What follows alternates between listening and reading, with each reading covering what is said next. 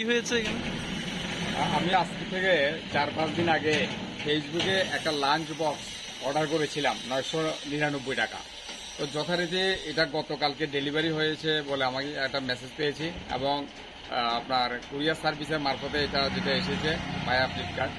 তো সেখানে আমাকে অর্ডার করেছে, আমাকে ফোন করেছিল ওই ছেলেটা যে ডেলিভারি বয়। তো আমি স্টেশন আউট থাকার আমি বলেছি ঠিক আছে, আমি আগামীকালকে আপনাদের অফিস থেকে সংগ্রহ করবো কুরিয়ার সার্ভিসের এখান থেকে। তো যথারীতি আমি আজকে নিতে এসেছি। তো আমি ওনাদেরকে টাকাও পে করলাম 1000 টাকা। টাকা পে করার পর আমি ওনাদেরকে বলেছি আচ্ছা ঠিক আছে, জিনিসটা ঠিক আছে কিনা আপনারা একটু খুলে দেখান। ওনারা খুলে দেখে যে একটা প্লাস্টিকের কিছু একটা খেলনা এসেছে। আমি যে লাঞ্চ বক্স অর্ডার করেছি ওইটার সঙ্গে পাত্তা নেই। তো এটা যে খেলনাটার মতো কিছু একটা এমন ওইটাও ভাঙা ছিল, একটা প্লাস্টিকের, অথচ আমি 1000 টাকা পে করেছি। তো আমি সবার উদ্দেশ্যে একটা জিনিস অনুরোধ করব যে আমার মতো আপনারা এরকমভাবে ঠকবেন না, ফেসবুক থেকে কোনো কিছু অর্ডার করবেন না। আমরা বিশ্বাস করেছিলাম যে এটা বোধহয় ভালো কিছু, কিংবা ফেসবুক থেকে অর্ডার করেছিলাম, কিন্তু আজকে আমার একটা বিচিত্র অভিজ্ঞতা। ফেসবুকে আপনি বিজ্ঞাপন দেখেছিলেন নাকি? আমি ফেসবুকে যে সমস্ত বিজ্ঞাপনগুলি দেয় সেখানে দেখে অর্ডার করেছিলাম লাঞ্চ বক্স, অথচ লাঞ্চ বক্সের পরিবর্তে সেখানে আসলো প্লাস্টিকের একটা টুকরো, এবং আমি অলরেডি 1000 টাকা পেও করেছি। কিন্তু দাম কত ছিল এটা?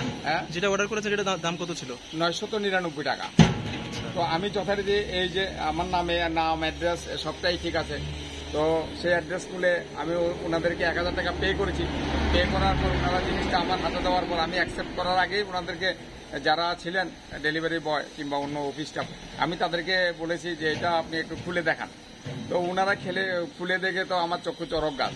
অর্ডার করছি লাঞ্চ বক্স, এসেছে একটা প্লাস্টিকের টুকরো। তো আমি সবার উদ্দেশ্যে একটা বিনম্র অনুরোধ।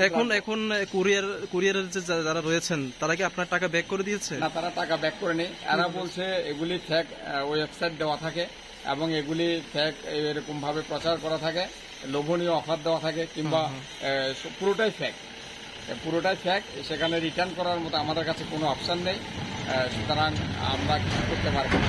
তো আমার 1000 টাকা গেলেও এতে আমার কোনো দুঃখ নেই। একটা বিচিত্র অভিজ্ঞতা হলো যে দেশটা কতটা বাটপাড়ির উপর দিয়ে চলছে এবং সমাজের মধ্যে মাকড়সা জালের মধ্যে কিভাবে বাটপাড়ি ছড়িয়ে রয়েছে।